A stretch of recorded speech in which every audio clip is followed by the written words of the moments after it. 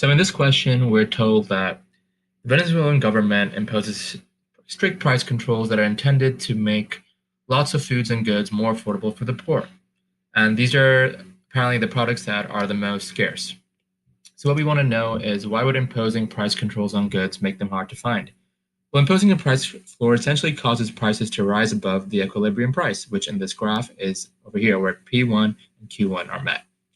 And if there's a price floor imposed, then the equilibrium point will move up here towards where the price floor and the demand curve cross, and so only Q2 is demanded.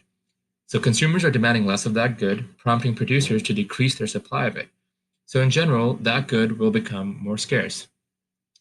And we also want to know kind of what has happened to consumer surplus, producer surplus, and deadweight loss as a result of this change.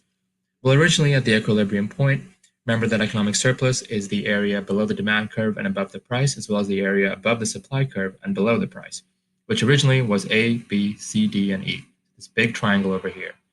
But now that the price floor has been imposed and the new price happens at P2 and quantity demanded at Q2, the economic surplus has fallen from A, B, C, D, and E to just A, B, and E. Now, what has happened to individual consumer and producer surplus? Well, consumer surplus before was this triangle over here, which is A plus B plus C, and now it has decreased to just A. On the other hand, producer surplus, which was E plus D, has increased from E plus D to E plus B. But you must be wondering now, like, what about this little area over here, this little triangle represented by C plus D? Well, that's a loss to economic society, and it's called deadweight loss. It's essentially economic value that has been completely lost and is not being distributed to anyone. It's a loss to society overall, and it represents the inefficiency in allocating the resources we have in the way that we did.